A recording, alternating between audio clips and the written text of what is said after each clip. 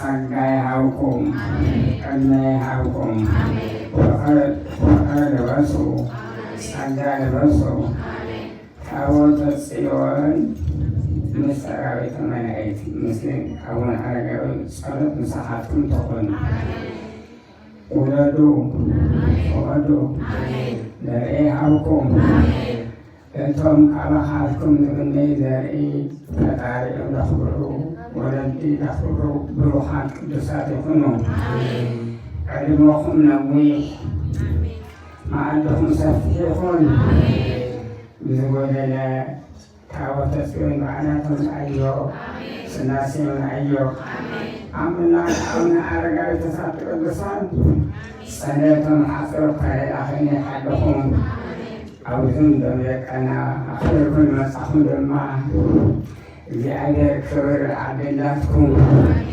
ናይዚኣቶም ውላድ ድማ የርኢኻትኩም ቅዱስ መዓልቲ ውዕለና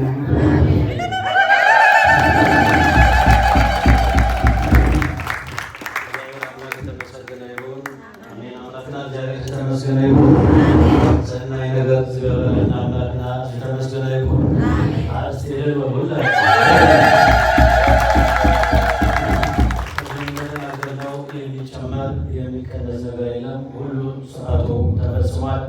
ትልቁና ዋናው ግን ሳምንት ተናገረናል። ሲትካ ከመወይ ስሙር ወሰጥራ ቤትከ ሰጥራ መቅደስከ ሚስትህን በቤተ መቅደስ በቤት ውስጥ እንዳለች ወይን አድርገህ ተመልከታት ይላል ነቢየ እግዚአብሔር ቅዱስ ዳዊት።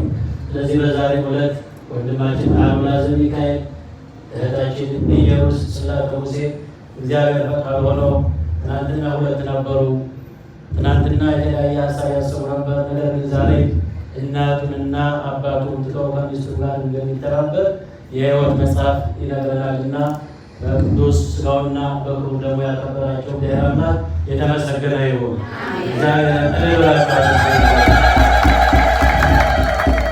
ደግሞ ያለው ቅድስት ቤተክርስቲያን ስርዓት አላት። ስርዓቷም አንድ ነው።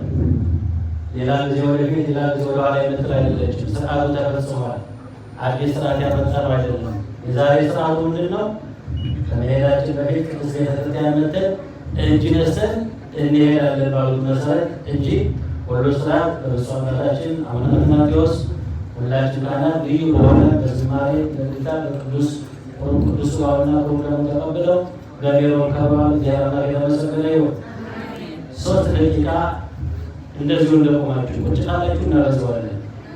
ስለዚህ እንደዚህ እንደቆማችሁ ዲያቆን ሰናይ በእንግሊዝኛ መልእክት ያስተላልፍልናል። ወደ ዲያቆን ሰናይ